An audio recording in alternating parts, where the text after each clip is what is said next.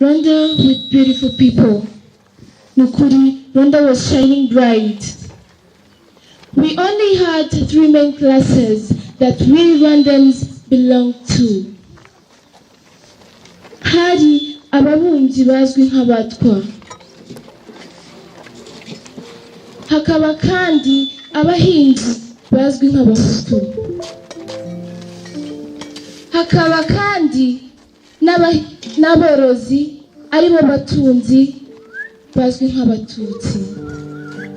Ibyo byose byatumaga tuba bene Kanyarwanda. Ibyo byose byatumaga tuba bene Gihanga bazira icyasha. It was really good, but it didn't last long because the enemy of peace had arrived. Ndavuga umwera, ndavuga umuzungu. At first, he wanted a way to divide us, but we refused to believe what we didn't see and what we didn't have in our manners. Nuko turamwirukana, abura haja. Our bond was really strong. Unfortunately, he came back. He took one by one. He taught us how we were different, how our land and size was our main difference. Nuko urwango rurabibwa, bwa bumwe bw'Abanyarwanda buzamo agatotsi. It was so sad. Nje nagatera umugabo wanje, twari tubanye neza, naratetaga, nari umwamikazi kuri we, ntacyo nari naramuburanye, oya ntacyo. But as days moved on, things started to change. Naramwegeraga ati hoshi igenda, bwari ubuzima ntigeze mbona. Rimwe na rimwe najyaga ntekereza kumuta, ariko I was a woman with values. I had hope that something would change and go back to our paradise, but it didn't happen. One day we were sitting in our living room. Then we heard the bursting bomb sound. Then ajya hanze ahamara nk'isaha n'igice, agaruka aseka cyane ati akanyu karashobotse sha. Nuko njya kuryama ntazi n'icyabaye. The next morning I went to prepare his breakfast and left him sitting on the veranda, listening to his radio as he did before. Nuko numvaho nari ndi mu gikoni ati niko wanzoka. I didn't believe that it was me, but that's what he called me. That's when I discovered that the president's plane had been crashed. From that day on, my names were Inyenzi, Inzoka Nandi. Natekerezaga kumucika, gusa yasigaga nkingiranye. Nyuma y'iminsi, he became a monster. Yatangiye kujya yitwaza imihoro, nkanibaza icyo ayikoresha bikanyobera.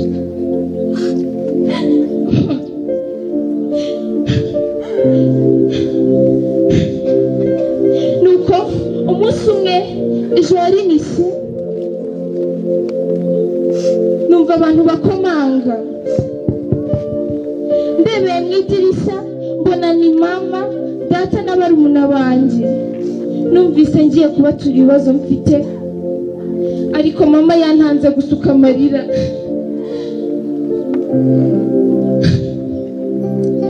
Nuko ntaragira n'icyo mbabwira, umugabo wanjye baraje, inseko yo kwiyerurutsa ati muraho babyeyi.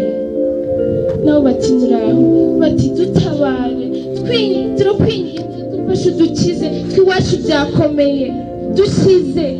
Nawe ati mumbabarire, erega baranyica, nta kindi kintu mfite cyo gukora, ni mumbabarire mundwaneho, cyakora ni mumpe kabucura bwanyu, nta kindi. Nukuri numvaga najyana nabo, but mom said no. Ati mubeho bana ba, niryo jambo rya nyuma namwumvanye. Nuko baragenda.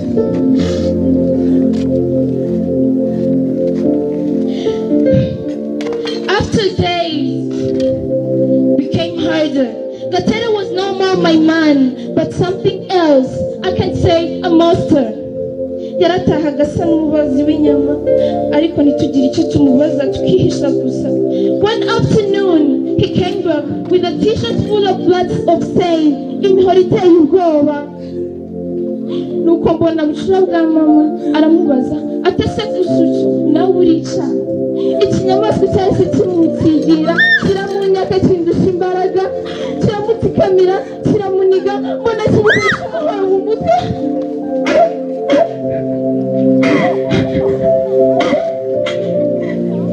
Nuko mbona arahindukiye, atumva nawe, nugira icyo wongera kumbaza, jewe nzakwiyicira.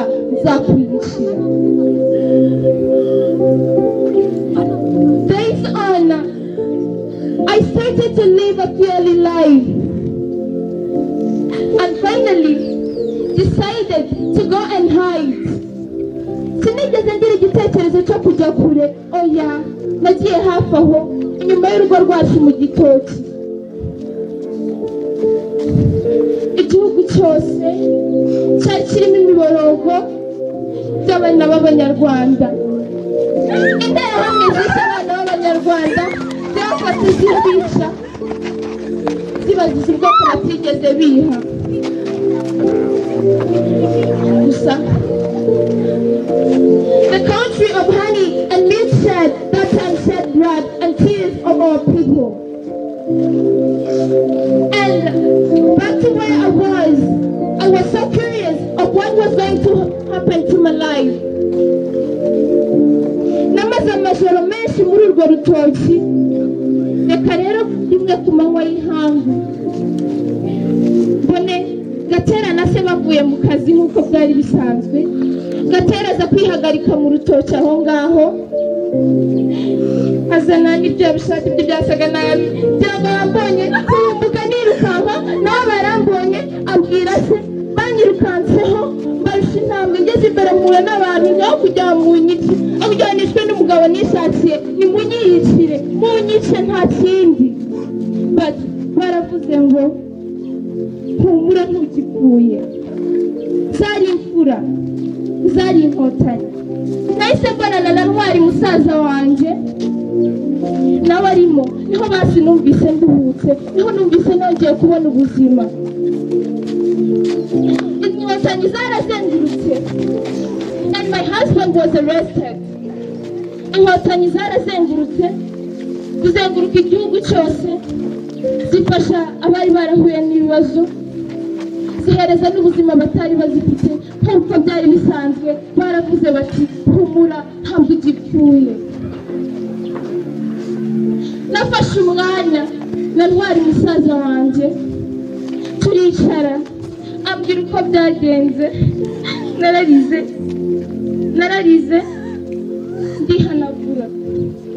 Numvaga narakomeretse ku buryo buhagije, ndetse numvaga ntari njyewe. Umubiri wanjye wari warabaye igishushanyo, kubaho nzi yuko twavutse turi benshi, ariko nk'abasigaranye na Ntwari musaza wanjye. Numvaga ntari njyewe, gusa nakomeje kumva amajwi y'ihumure ampumuriza, aturutse impande n'impande. Numva ihorere mama, ihorere.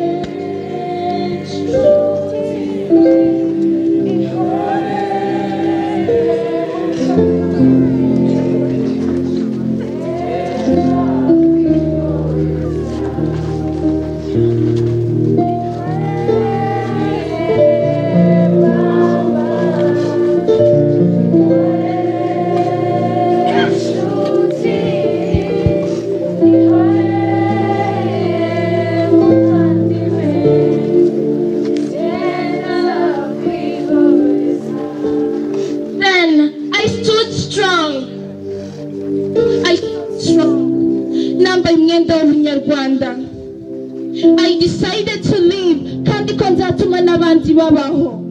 Long live Rwanda.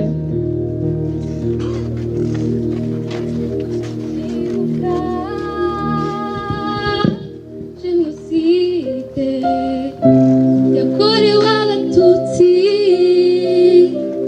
mu Rwanda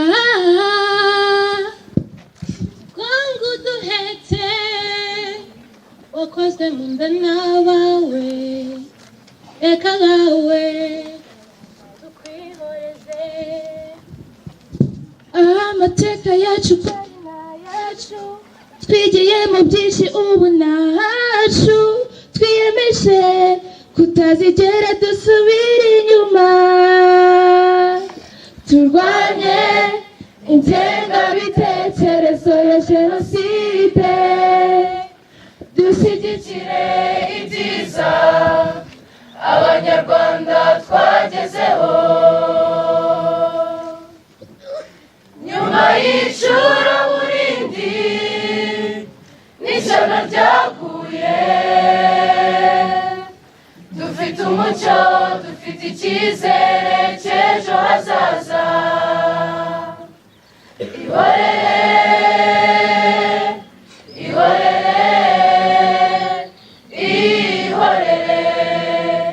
hora Rwanda ihorere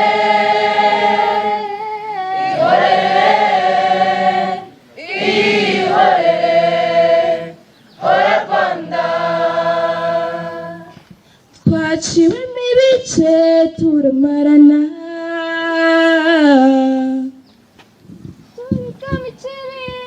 kiraganza ubu ndi umunyarwanda niyo ntero kugera imanga turaba agaciro umunyarwanda arakomeye ubu amahanga aradusura ngo yige ubu Rwanda uraseka akanyamuneza k'abana bawe niko gatuma udusuye adataha turwanye ingengabitekerezo ya jenoside dushyigikire ibyiza abanyarwanda twagezeho nyuma y'icuraburindi n'ishyano ryaguye dufite umucyo dufite icyizere cy'ejo hazaza ihorere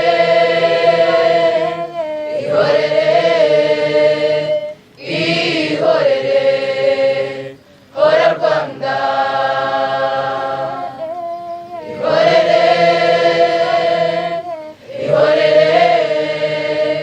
ihorere